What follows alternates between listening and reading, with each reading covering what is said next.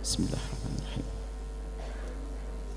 Assalamualaikum warahmatullahi wabarakatuh.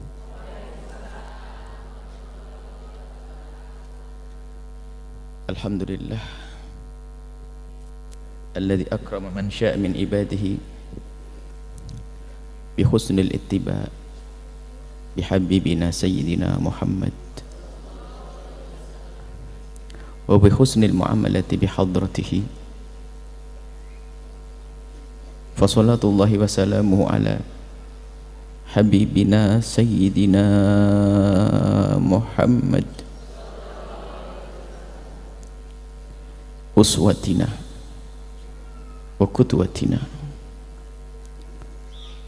wa ala alihi al-mutahharina wa ashabihi tayyibin wa tabi'ina lahum bi ihsanin ila yaumiddin.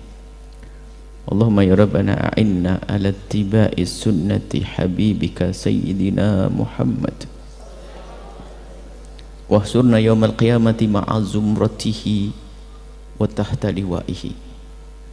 Nas'aluka ya Rabbana mahabbata habibika sayyidina Muhammad wa habib ilaina ya Rabbana ma ahabbahu habibuka sayyiduna Muhammad wahsyurna yawmal qiyamati ya Rabbana ma'a zumratihi wa tahta liwa'ihi.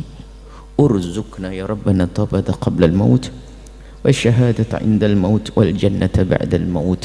Amma ba'du.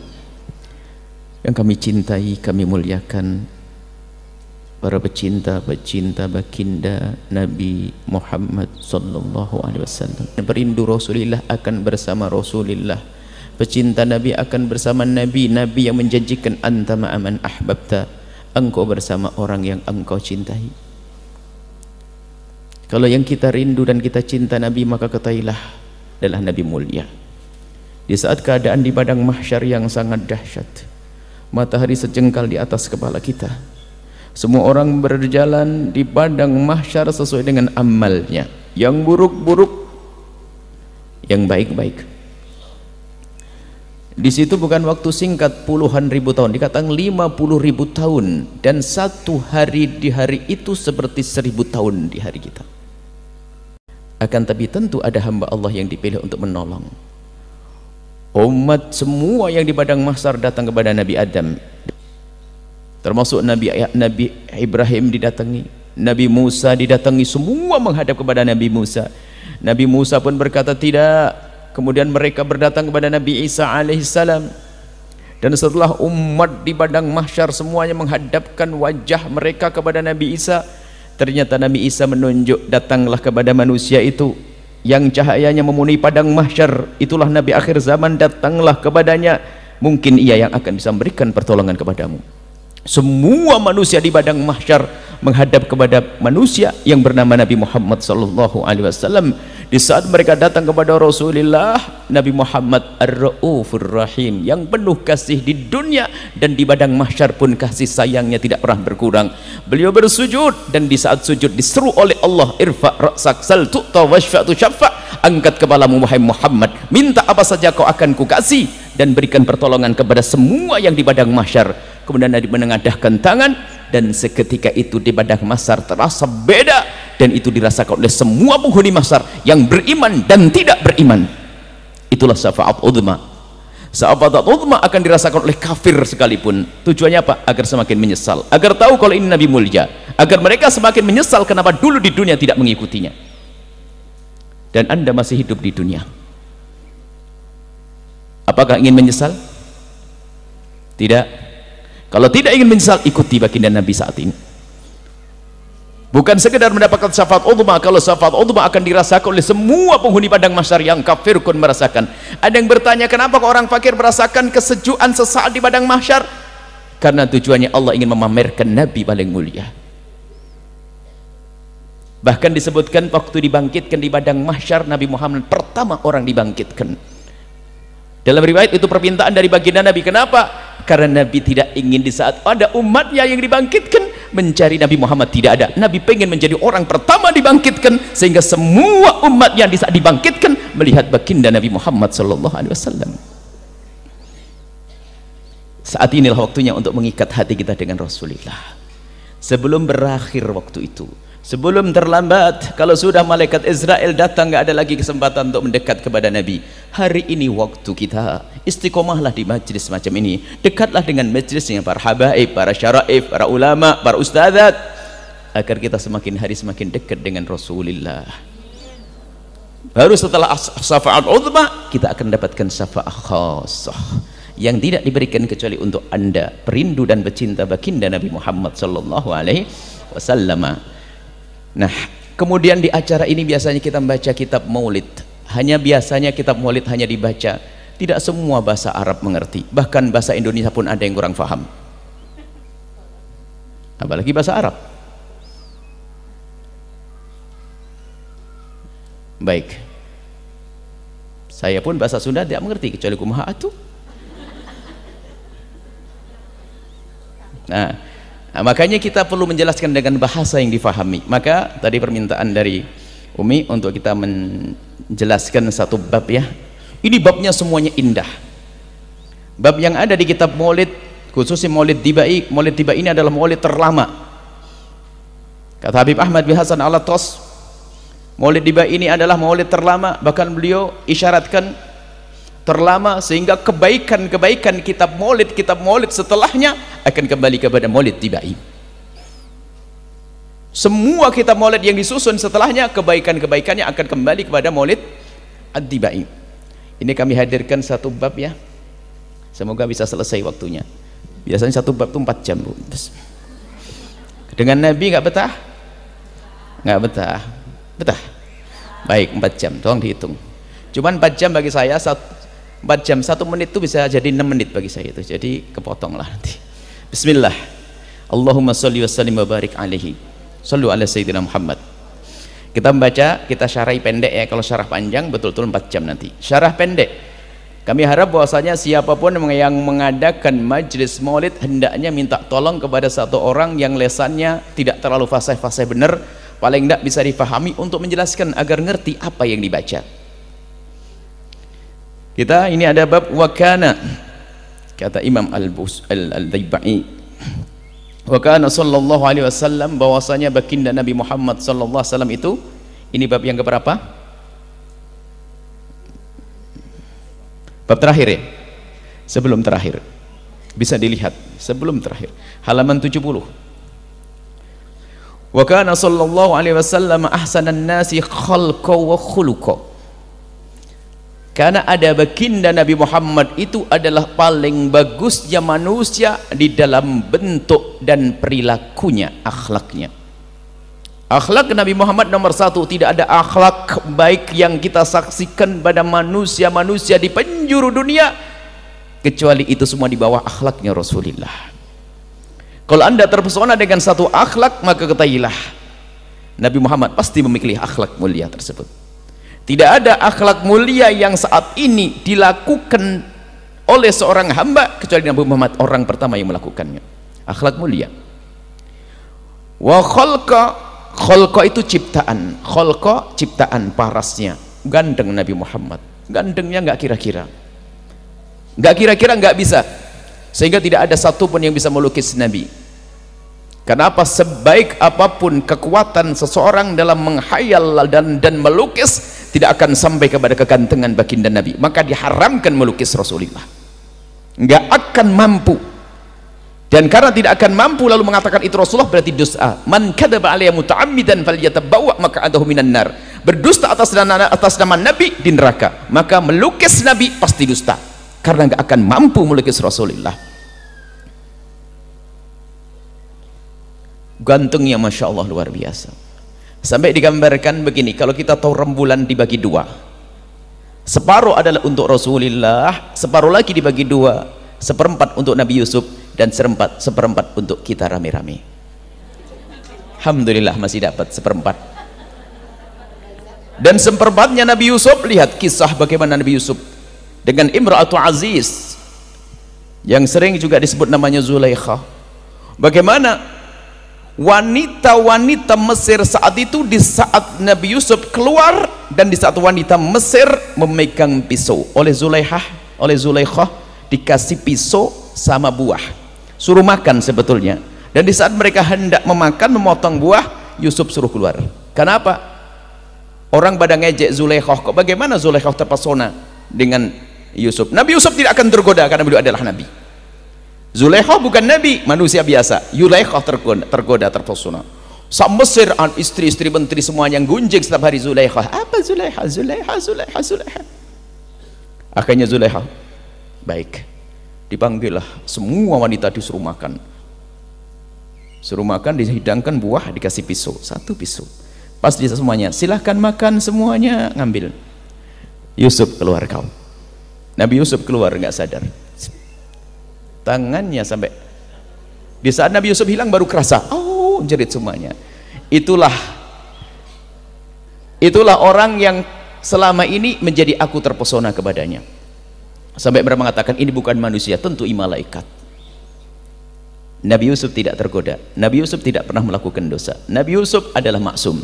Akan tapi Zulaikha manusia biasa yang berusaha menggoda Nabi Yusuf sampai mencoba ingin mengganggu Nabi Yusuf. Kemudian sampai menarik mengejar Nabi Yusuf, robeklah baju Nabi Yusuf.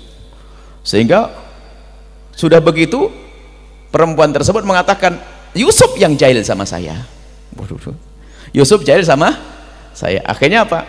Di situ ada orang cerdas. Coba dilihat, yang robek baju depan atau baju belakang. Kalau yang robek baju depan berarti Yusuf yang nggak benar. Tapi kalau robek baju belakang berarti dia nggak benar. Dilihat yang robek baju belakang. Kemudian Nabi Yusuf, lihat kisah Nabi Yusuf, terpesona orang sampai memotong jemari.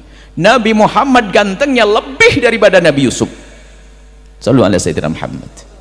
Tapi kok tidak ada orang yang motong jemarinya? Karena apa? Ada kelebihan yang Allah berikan kepada Rasulullah. Ini termasuk rahmat untuk umat dan rahmat untuk semesta.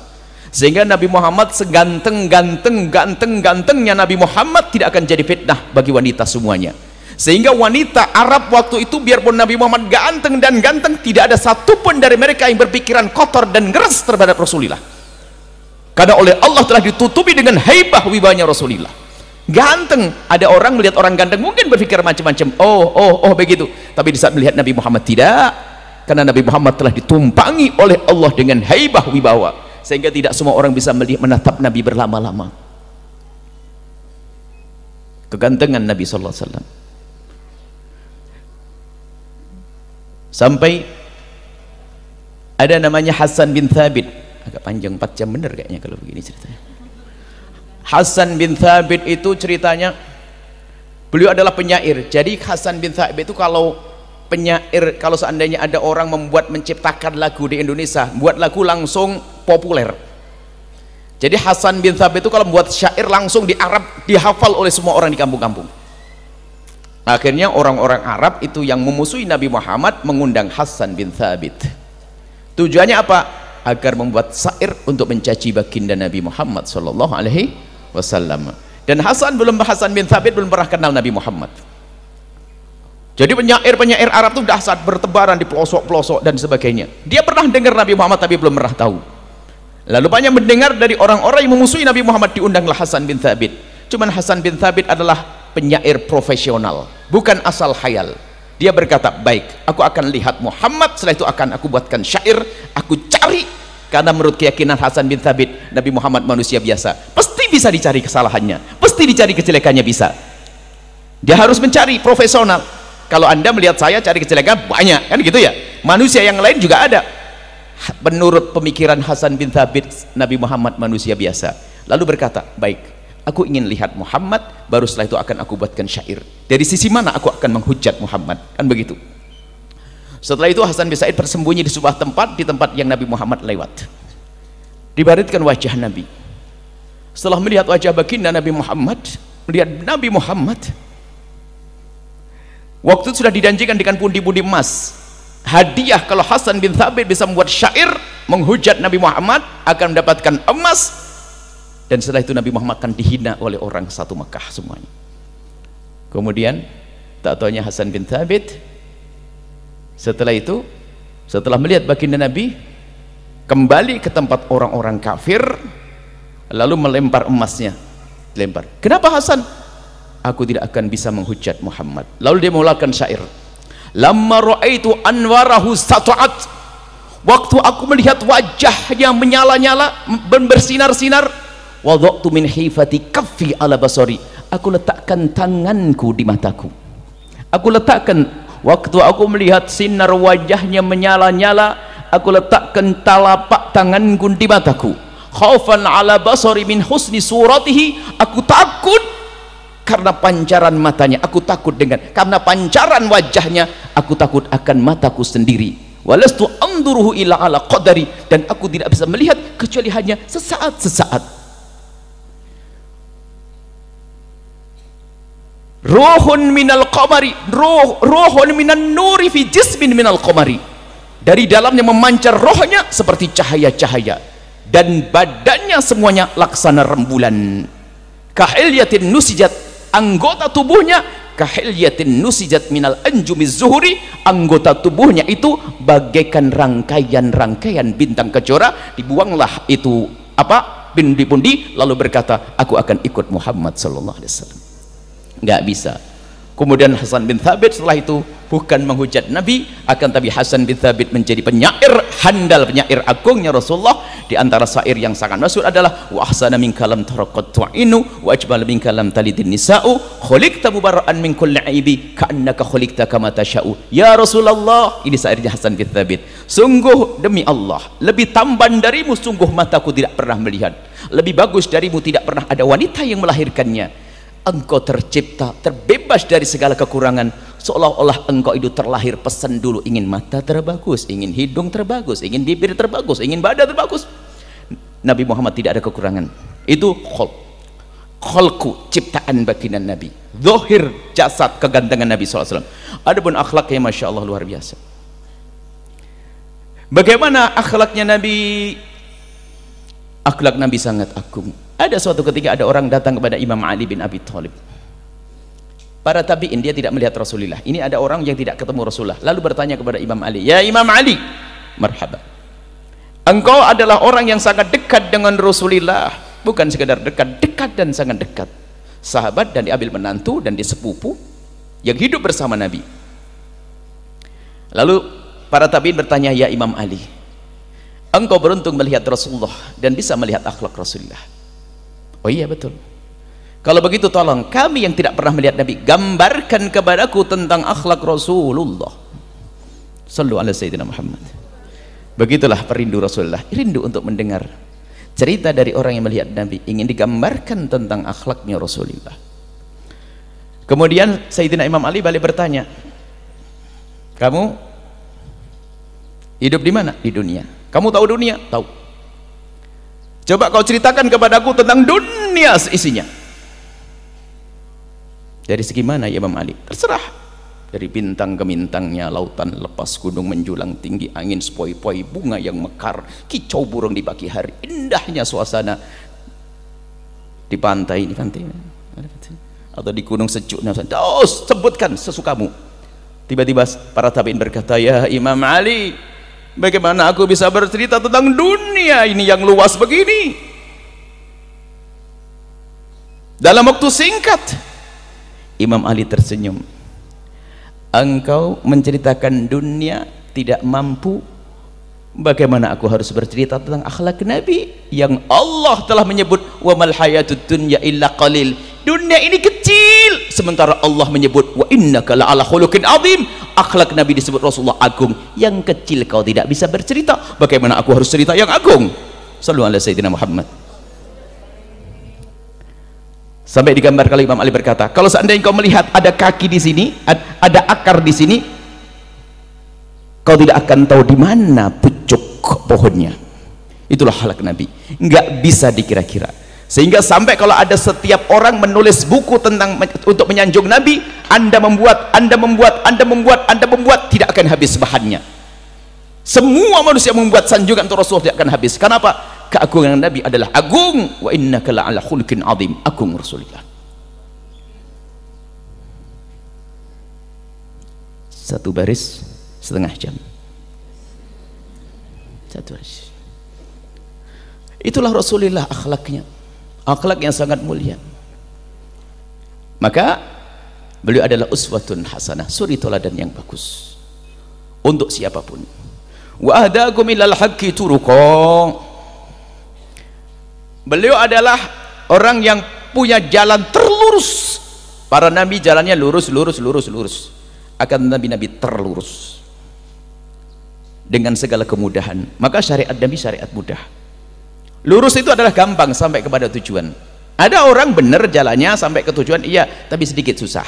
Ada gerenjelan, ada begitu, ya enggak? Tapi tol Nabi Muhammad, maka banyak kemudahan. Amalan sedikit, pahala gede, umur pendek. Semoga panjang umur. Bayangin kalau kita suruh ibadah 850 tahun. Berat banget. Ternyata umur kita ini, umur kata Nabi 63, 70, ya 80, 100. Mau 100? 110? 120? Benar? 120? Mati setelah itu? Baik. Kita umur pendek tapi pahalanya berlimpah. Ada Lailatul Qadar, ada ini. Enggak ada jalan menuju Allah semudah jalan baginda Nabi sallallahu alaihi wasallam.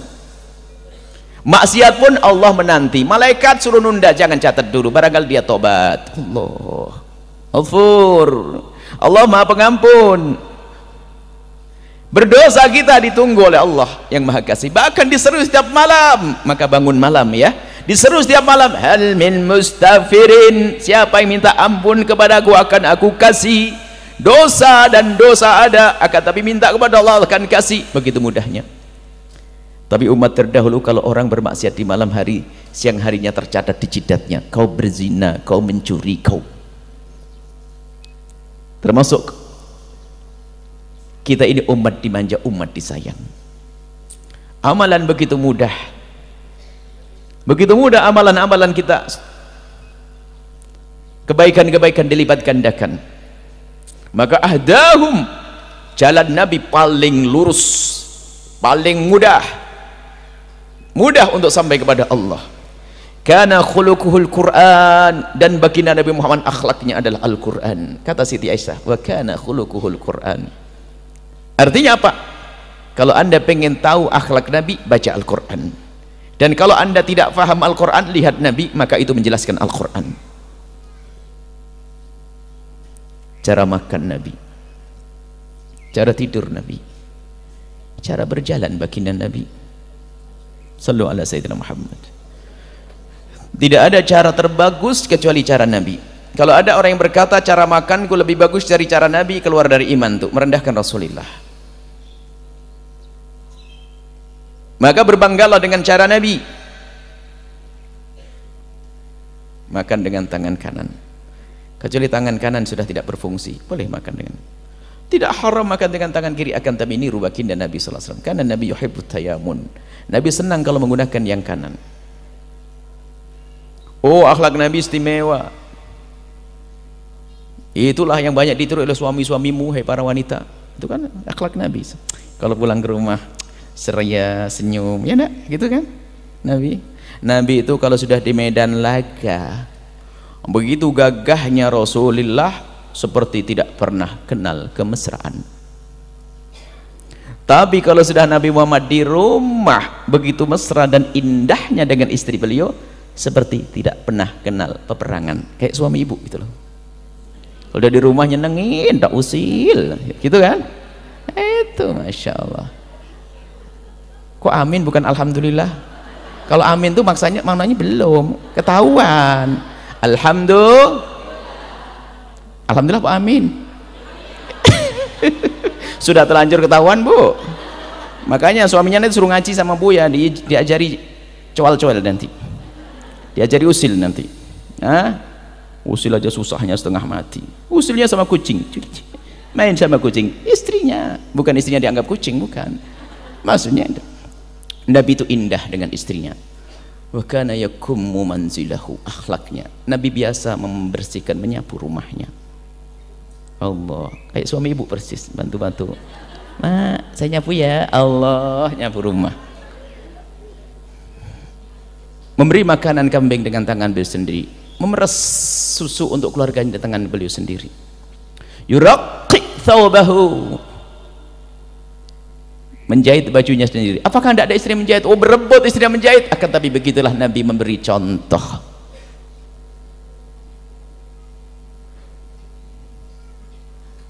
Jangan sampai pulang ke rumah lalu berkata, abang pungut sampah ya. Ini salah paham. Ini. Artinya begitulah indahnya Nabi. Kalau Nabi pulang ke rumah itu, Nabi menampakkan bahwasanya beliau rindu dengan keluarganya. Sampai pernah suatu ketika Nabi itu terluka, ada pinggangnya terluka, sehingga waktu mengendarai kuda itu terlihat kalau beliau itu merasakan sakit dalam peperangan.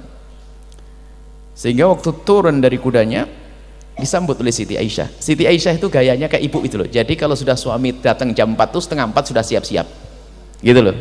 Jadi sampai kalau ada kuda lewat itu Siti Aisyah buka pintu, bukan Rasulullah gitu loh. Jadi ada mobil lewat, bukan gitu kan ibu. Bukan seperti sebelah itu suaminya datang masih dengan sinetron, main HP, tetek. Buka sendiri bang, pintunya nggak dikunci. Perempuan apa itu?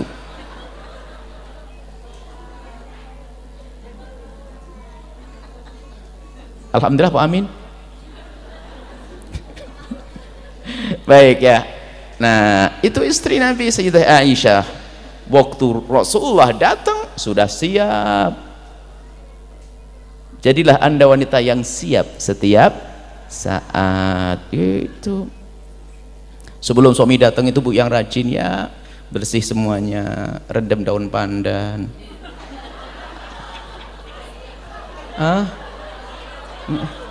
Untuk suami.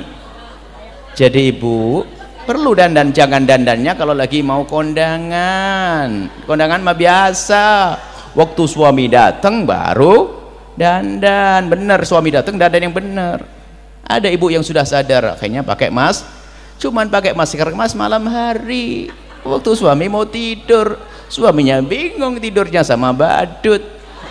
Kalau pakai masker itu waktu suami pergi, suami setengah jam belum datang sudah bersih, bajunya baju terbagus, bukan daster tahun 80. Nasib buruk itu punya suami begitu. Baik ya, baik kita lanjutkan. Apa tadi? Quran, akhlak Nabi, Masya Allah. Nabi indah, Nabi dengan keluarga indah. Sampai Nabi itu, Siti Aisyah pernah ditanya, Aisyah kalau Nabi Muhammad masuk rumah itu apa yang dilakukan pertama? Pakai siwak. Kata Siti Aisyah, ada apa dengan siwak? Mulut Nabi bersih wangi, sampai dikatakan nanti baunya itu kalau Nabi berucap itu harum keluar. Allah, shallu ala Nabi Muhammad. Pun demikian beliau masih menggunakan siwak, meyakinkan kepada pasangannya. Pertama, sholat siwak adalah sunnah, meyakinkan kepada pasangannya kalau beliau telah bersih di diri. Makanya hei para suami, suaminya di mana? Hei para suami, maka kalau pulang rumah itu tolonglah siap-siap yang bersih, mampir pom bensin dulu. Ya pakai minyak wangi atau apa, sikat gigi. Paling enggak kalau istri yang di rumah juga yang benar, bersih-bersih. Jangan mengandalkan diri yang sudah tidak bersih. Oh memang sudah begini mau gimana? Sudah begitu ya jangan menyerah dong. Dikit-dikit. Selesai ya. Washimatuhul ghufran. Allah. Nabi itu mudah memaafkan urusan pribadinya. Ibu jangan gampang marah-marah sama suami kalau urusan pribadi. Urusan pribadi jangan banyak menuntut. Suami pun demikian. Rumah tangga menuntut, nggak ada kata maaf. Kalau hak kita tidak terpenuhi, maaf.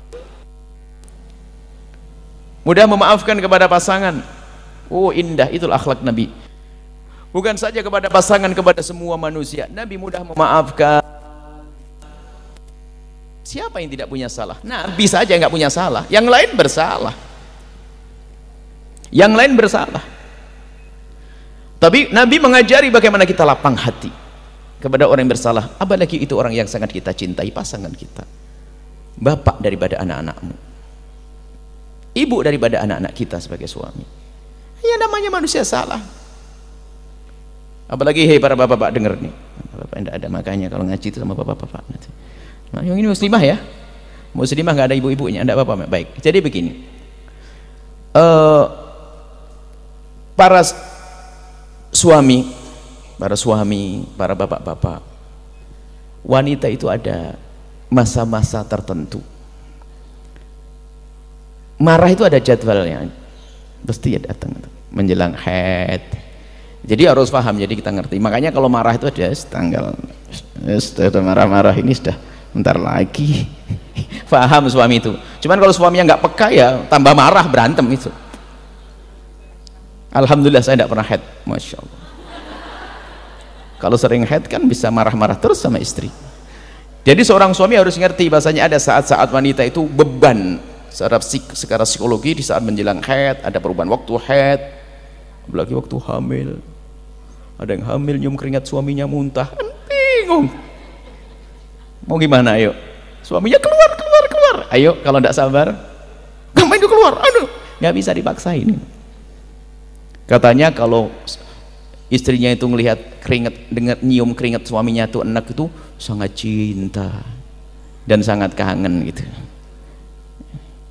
Suamiku kan, aku saya tidak enak-enak. Ya. Nah, ada saat-saat seperti itu. Makanya seorang suami harus punya kelapangan, memaafkan. Sama seorang istri harus tahu. Anda itu di rumah urusan sama anak. Di rumah. Yang paling ribet adalah anak. Selebihnya adalah benda mati, pisau, mesin cuci, dispenser, kan gitu, benda mati semuanya. Jadi yang kulkas yang paling berat adalah anak. Anak pun lucu, senang kan? Tapi suami di luar urusan dengan manusia macam-macam sudah Nabi minta dimarahi. Ini kan yang ke bawah sampai. Makanya kalau tiba-tiba suami cemberut, itu loh. Jangan melakukan enggak usah. Jadi mengerti karena di luar itu berat urusan dengan macam-macam manusia. Jadi di luar itu ribet. Manusia berat, laki-laki di luar itu. Belum lagi ada orang parkir sembarangan, belum lagi gesrek mobilnya, macam-macam ada di luar, sehingga kadang suasana itu kebawa ke rumah. Maka sebagai istri jadi penghibur, kita sekunu ilaiha, senyum, ya cupit aja, cewel-cewel gitu. Kalau suami lagi cemberut, jangan malah cemberutin dong, balas dengan senyummu, jurus mautmu keluarkan, itu dong. Maksudnya mengerti, saling mengerti. Jadi kita itu kalau tiba-tiba menemukan pasangan ternyata kok ada sesuatu yang tidak mengenakkan kita, wasimatuhul ghufran, lapangkan hati untuk memaafkan. Kan sudah sering hadir maulid, kerjaannya marah tok, segalanya marah, sampai kalau tidak marah itu bukan suamiku, kan tidak enak kalau gitu. Kalau bukan marah itu bukan istriku. Sampai ada suami ngomong, wah kalau tidak marah bukan istri saya Buya itu. Terus gimana hidup? Iya marah, terus marah. Bahkan kadang-kadang kalau sudah nggak marah kayaknya berbeda suasana rumah itu. Sepi. Jadi jangan seperti itulah wahai wanita. Simatul ghufran, maafkan. Lapang hati kepada orang. Yansahu lil insan, gemar mengajak kepada kebaikan. Kalau ngaji jangan sendirian. Ayo ajak ngaji bareng-bareng. Ada orang pengen ngaji sendiri, ibadah sendiri, baik-baik sendiri, tentang gimana urusan masing-masing. Nah, punya semangat untuk mengajak kepada kebaikan. Makanya kaidah kita ini adalah kebersamaan, bawa yang lainnya. Semuanya datang ke majelis ini semua tentu dengan kekurangan. Justru kita membawa diri kita ke tempat ini dengan kekurangan kita untuk kita benahi. Begitu. Oh saya nggak bener rumah tangga saya nggak, ayo kumpul di sini biar semakin baik, kan begitu. Aku begini nggak baik, ayo kumpul. Siapa yang sempurna? Hanya baginda Nabi, semuanya punya kekurangan. Tapi dengan perkumpulan kita saling menyempurnakan, saling menasihati. Anda menasihati kami, kami nasihati Anda, indah hidup.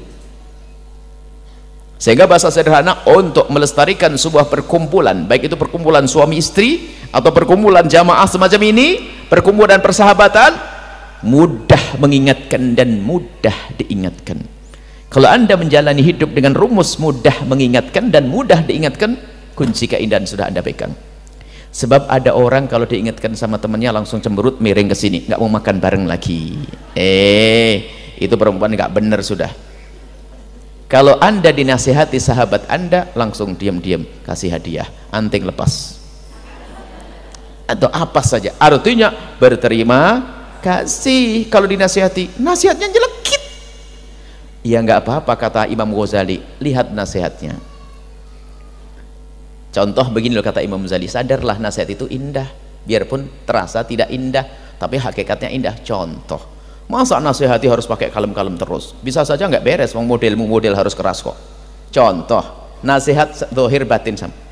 Kalau ada misalnya ibu tiba-tiba lagi duduk begini, ada kalajengking lewat di kerudung leher, mau ke wajah, tahu-tahu nyetan ibu, hei kalajengking, keras lagi, kaget ibu.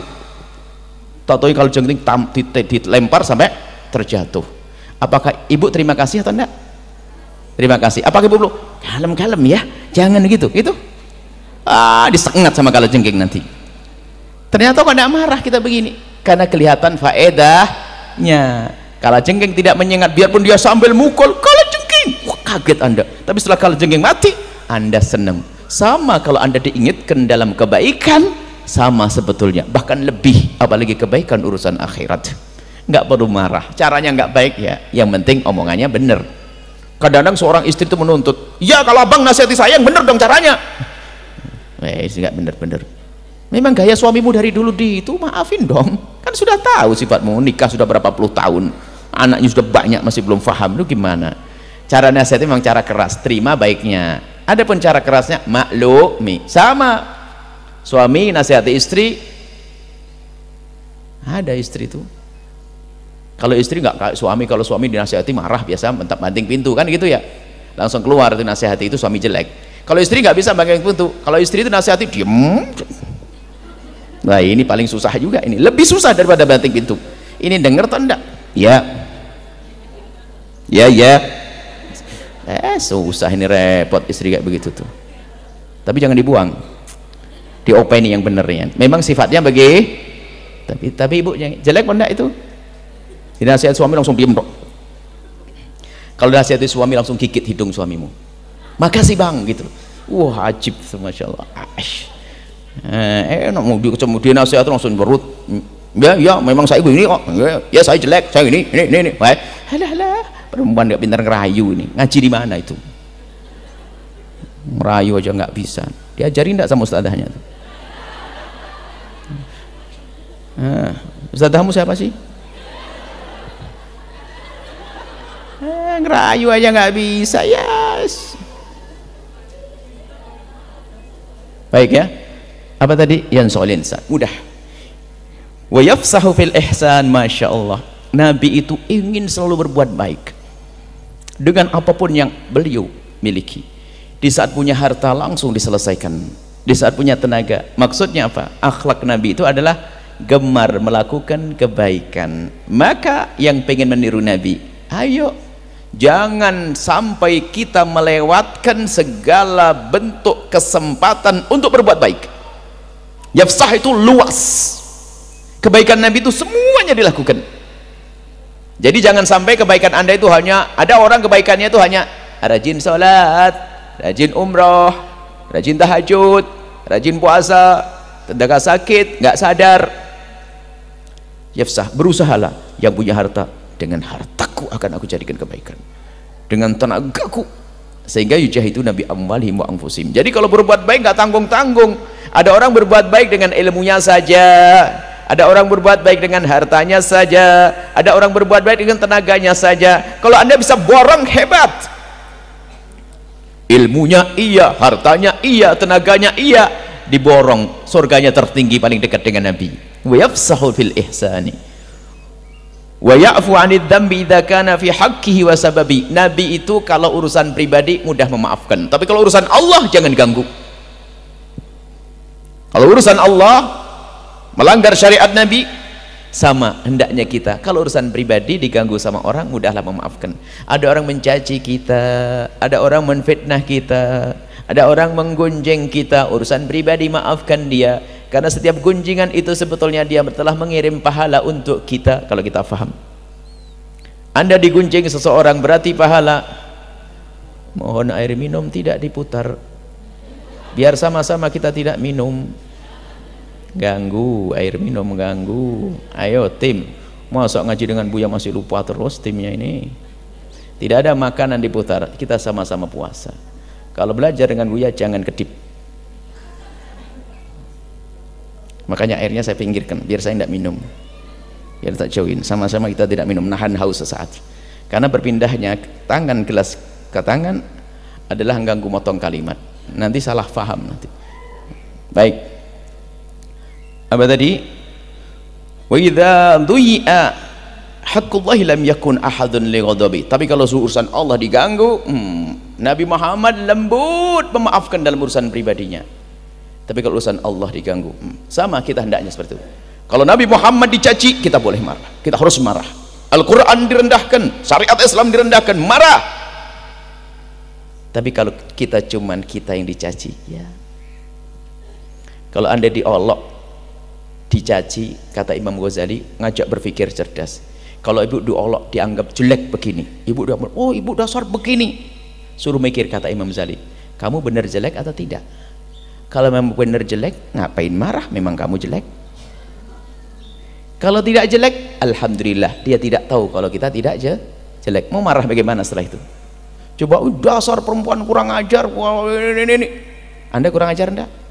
Kalau memang anda kurang ajar, ditegur, ya benar memang kurang. Kalau anda tidak kurang ajar, alhamdulillah dia nggak tahu kalau kita tidak kurang. Selesai, ngapain marah-marah? Urusan pribadi. Tapi kalau urusan Allah, urusan Nabi Muhammad, urusan agama, urusan Al-Quran diganggu, jangan main-main. Kita harus marah. Nabi Muhammad mengajar itu. Man ra'ahu badihatan habah. Orang melihat asalkan tidak ada di dalam hatinya kedengkian, kebencian, spontan akan terkagum dengan Nabi. Semua yang melihat, misalnya orang tidak pernah tahu siapa ini, lalu melihat Nabi Muhammad langsung spontan, di saat di dalam hatinya tidak ada kedengkian, akan terkagum-kagum. Kalau orang melihat kita kan biasa-biasa saja, siapa itu? Itu tok ya. Tapi lihat Nabi tidak, langsung terpesona. Seperti tadi Hasan bin Thabit, melihat Nabi tidak ada dengki di dalam hati, terpesona. Tapi kalau sudah dari awal ada kedengkian, nggak akan bisa melihat Nabi dengan baik. Abu Jahal ada dengki dalam hatinya. Abu Jahal tidak punya cinta kepada Nabi. Wa idza da'ahu al-miskinu ajabahu. Kalau dipanggil orang miskin, makanya tidak pernah beda-bedakan Nabi. Akhlak Nabi mulia. Datang bukan kepada orang kaya saja, orang miskin Nabi sangat perhatian. Kalau diundang orang miskin, datang Nabi untuk menyenangkan hati seorang fakir. Nabi tawadhu, nggak merepotkan. Pernah suatu ketika ada satu budak perempuan disuruh oleh tuannya belanja. Akan tapi di saat itu ternyata uang dinarnya jatuh, uangnya jatuh. Karena jatuh nggak bisa beli. Karena nggak bisa beli, nggak berani pulang, nangis dia. Subhanallah, Nabi ngeliat orang nangis tidak tega, didatangi, hai budak, kenapa engkau menangis? Ya Rasulullah, aku tidak berani pulang. Kenapa? Aku disuruh belanja, uangnya hilang. Aku tidak berani pulang dengan tangan kosong. Dan Nabi pun bukan orang kaya banyak duit, Nabi juga tidak punya duit, tidak bisa ganti. Karena Nabi itu kalau uang langsung dibagi-bagi. Nabi kalau punya sesuatu langsung dibagi, nggak punya uang Nabi. Lalu Nabi tersenyum lalu berkata, ayo aku antarkan kau pulang, aku akan mintakan maaf kepada tuanmu. Oh senangnya Nabi berjalan, di belakang ikut. Di mana rumahnya? Sana. Bosnya itu, tuannya itu melihat Nabi kok sama pembantunya dari jauh, sudah kaget, sudah nunggu-nunggu bosnya di rumah, belanjaannya mana. Akhirnya Nabi dengan budak tadi datang ke rumah orang tersebut. Dari kejauhan sudah kelihatan dari pintunya. Kenapa kok sama Rasulullah? Ada apa? Dan Nabi mengucapkan salam, assalamualaikum. Tidak dijawab. Assalamualaikum yang kedua, tidak dijawab. Sahibul baitnya nggak menjawab, tapi dengar salam Nabi. Baru assalamualaikum yang ketiga, menjawab waalaikumsalam ya Rasulullah. Nabi buka pintu. Kenapa kok tidak kau jawab salamku?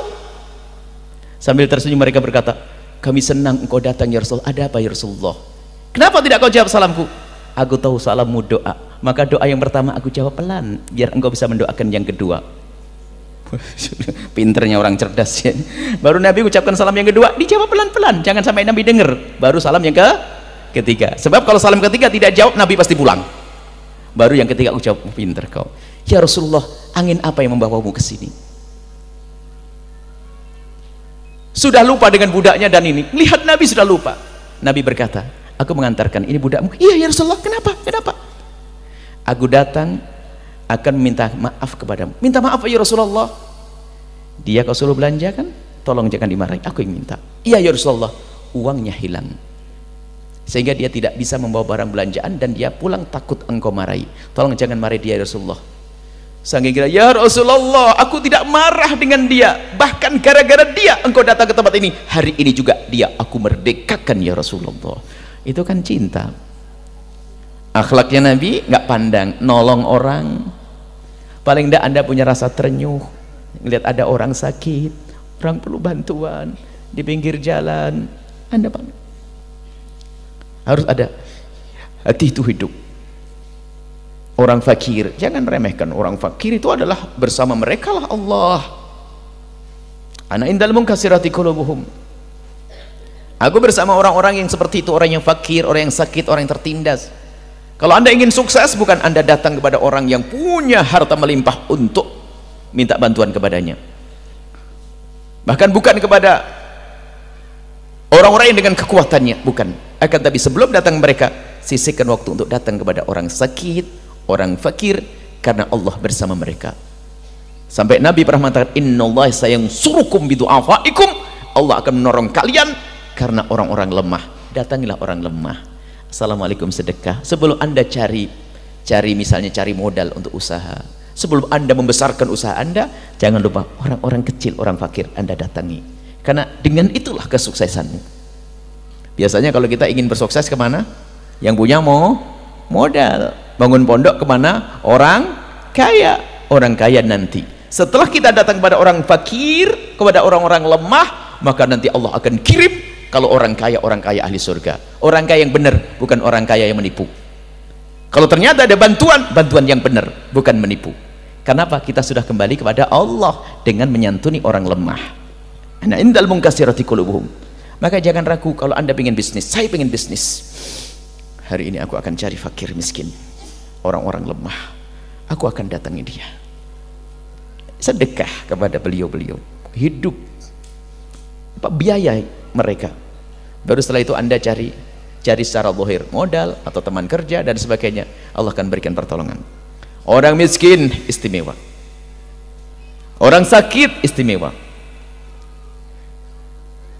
Yaqulul haqqa walau kana murra. Nabi yang mengucapkan kalimat kebenaran biarpun itu pahit akan menjadikan sebab dicaci, enggak pernah ragu menyampaikan kebenaran. Contoh, Nabi itu Abu Jahal itu Abu Jahal itu murid paling rajin loh sebetulnya. Kalau belajar dengan Nabi itu enggak pernah ghaib, enggak pernah absen. Kita kalah. Ada yang datang setahun sekali, alhamdulillah. Tapi setelah ini enggak setahun sekali, sudah disindir begini kok. Ini bukan sindir nih. Masa hadir mau ledak nanti. Insya Allah setiap bulan sekali datang. Amin. Hah? Apa? Rabu keempat. Insya Allah ya. Disisihkan waktu sebulan sekali niati. Itu pun masih kurang sebetulnya. Diniati. Yang sibuk urusan rizki digampangkan rizkinya. Nah, yang sibuk urusan anak, anaknya idep. Yang sibuk urusan suami, suami malah mendorong nanti, mendukung. Pokoknya dimudahkan, niat aja, minta pada Allah, ya. Yang rajin lah. Abu Jahal itu biasa kalau tanya Nabi, Muhammad, kamu dapat wahyu apa nih malam ini? Nabi Muhammad itu biasa, tidak pernah menutupi kebenaran, nyampaikan. Biarpun tahu setelah itu Abu Jahal ngecek. Setelah dikasih tahu, aku mendapatkan wahyu ibadah gini-gini. Muhammad, bual lagi. Muhammad, kok nggak berhenti kamu bohong? Orang ajarnya Abu Jahal itu. Setiap bertanya begitu. Tapi setiap kali ditanya, Nabi Muhammad menjawab. Kenapa? Nabi Muhammad berkhusnudon. Semoga ini adalah pertanyaan benar. Memang kemarin Abu Jahal kurang ajar, tapi semoga ini pertanyaan yang benar. Coba ada ustadz sekarang, ada jamaah bertanya, setelah bertanya kok kurang ajar. Masih ingat wajah hidungnya dan matanya. Kemudian besok tanya lagi, berani mau jawab enggak? Kurang ajar kok kemarin aja. Nah, ini kan kita ustadz ini. Kalau Nabi tidak, kemarin iya, dia nyelekit ngomongnya, tapi mungkin hari ini dia beda. Selalu begitu. Maka Kalau Abu Jahal bertanya, pengennya apa? Mencari-cari kesalahan Nabi. Maksudnya mencari kesalahan Nabi. Jadi beda pandangannya ahli iman dan pandangan Abu Jahal. Kalau pandangan ahli iman Rasulullah, Nabi Muhammad kok melihat Abu Jahal dengan harapan semoga besok tobat dan baik, kan begitu. Tapi Abu Jahal kalau melihat Nabi, semoga ada yang jelek dan yang salah. Makanya kalau Anda melihat saudara Anda, semoga ada kesalahan, semoga ada keplesetnya, Anda Abu Jahal. Seorang mukmin melihat saudaranya, semoga baik, semoga, mungkin dia salah, semoga itu kesalahan terakhir. Sampai seorang kekasih Allah itu barangnya dicuri,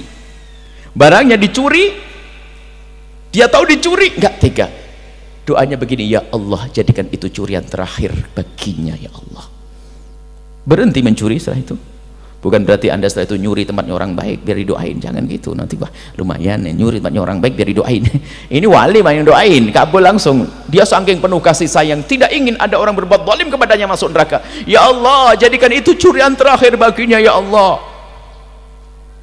Dikabul oleh Allah, nggak mencuri lagi setelah itu. Pahit lah, akhirnya Nabi ditanya pas Nabi Isra Mi'raj pulang, ditanya pahit jawabannya, ngerti ini Nabi Muhammad ya nggak suudan kena Abu Jahal, cuman sudah biasa aja lekit Abu Jahal kalau ngomong. Hei Muhammad, kamu malam ini dapat wahyu enggak? Dapat Abu Jahal. Wong berita tentang biasa-biasa saja Abu Jahal nggak percaya, apalagi ini berita aneh. Dapat apa? Wahyu sholat. Di mana kamu dapat? Tadi malam. Di mana? Waktu aku diperjalankan dari Mekah ke Palestina. Kapan kamu berangkat? Tadi malam. Kapan kamu pulang? Tadi malam. Abu Jahal itu kan sebetulnya sangat percaya dengan Nabi, karena Nabi nggak pernah berbohong. Abu Jahal itu bengong. Cuman setelah itu setannya Abu Jahal ngomong, Abu Jahal, ini omongan aneh ini, orang nggak bakal percaya. Ini lumayan, kamu expose, masukkan koran, WA, YouTube. Kalau zaman sekarang, biar viral. Langsung Abu Jahal ngekek, Muhammad, hari ini kau akan hancur. Akan aku sampaikan kepada semua penduduk Mekah, Muhammad bual, Muhammad hayat. Mana ada orang berjalan dari Mekah ke Palestina cuma semalam? Kan? Lo nyelkit enggak Abu Jahal? Tapi Nabi tidak pernah menyembunyikan kebenaran. Begitulah kita, jangan ragu menyampaikan kebenaran biarpun pahit. Mungkin kita akan dimusuhi seseorang, mungkin kita, tapi harus kita sampaikan kebenaran. Wala yudmiru li muslimin ghishan wala dhurra. Tidak menyembunyikan di hatinya kepada seorang muslim keinginan untuk membohonginya,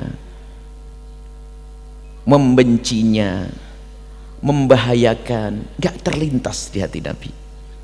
Kalau kita lagi marah, dendam, semoga bangkrut, semoga nah ini naudzubillah.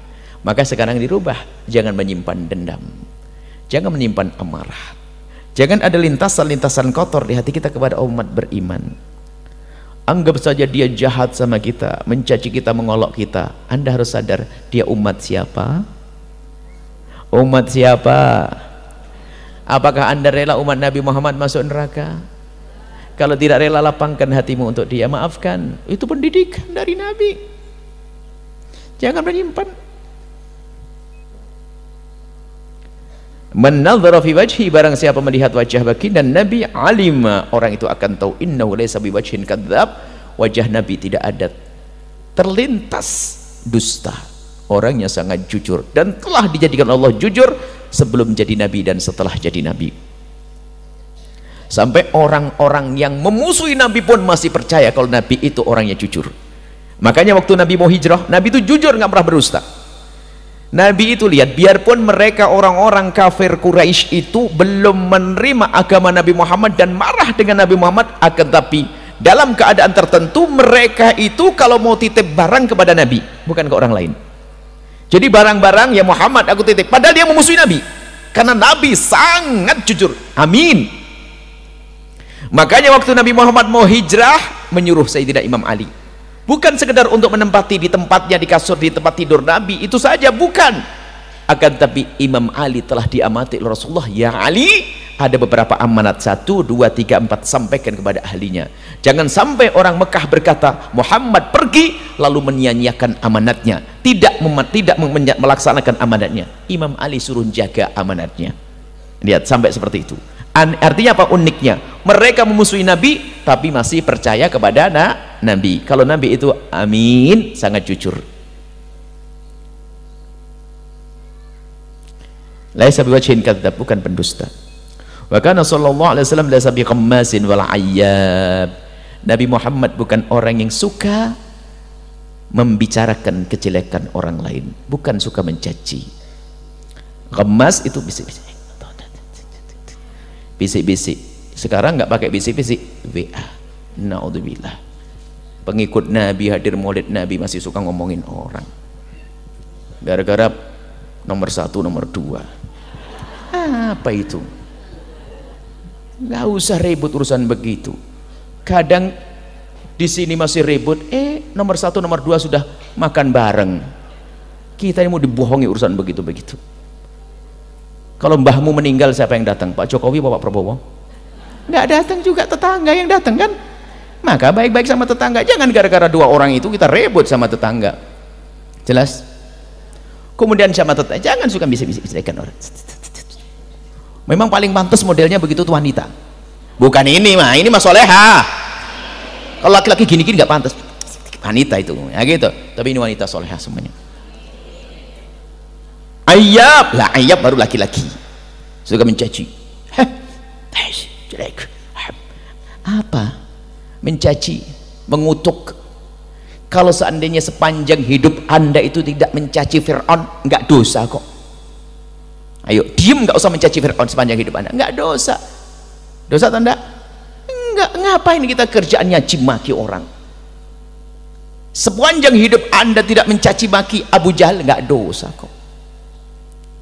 Sepanjang hidup Anda tidak mencaci maki iblis juga nggak dosa. Ya nggak boleh nyanjung, nggak mencaci. Sampai sekarang kebablasan, orang beriman kita caci dan kita olok. Mana ngikuti surat Nabi sallallahu alaihi wasallam? Untuk apa? Lesan ini harus kita jaga. Lesan itu ada 2. Pertama lesan, yang kedua adalah pena. Pena ahadu di sana ini. WA-mu jangan nge-share sesuatu yang membahayakan, mengadu domba, menjadi sebab orang jauh dari Allah, maksiat, ngomongin kejelekan orang, nggak ada perlunya. Memang sarana masuk neraka hari ini semakin banyak. Khususnya kunci yang paling besar namanya HP. Luar biasa itu. Sampai kita tahu segala macam bentuk kejelekan dari situ. Innalillah. Semoga HP kita manfaat untuk nge-share grup pengajian kayak beginilah. Masuk akal. Yang lainnya jangan.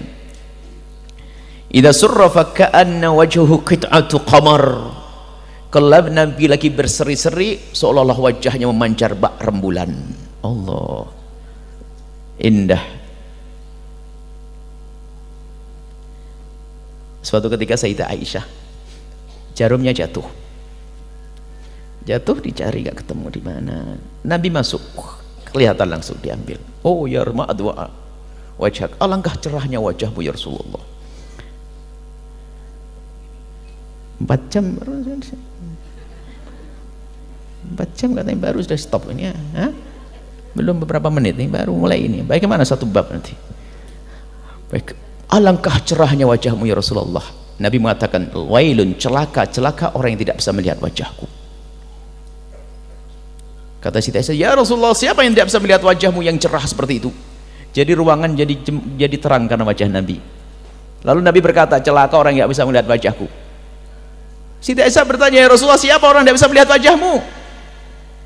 Yang tidak bisa melihat wajahku adalah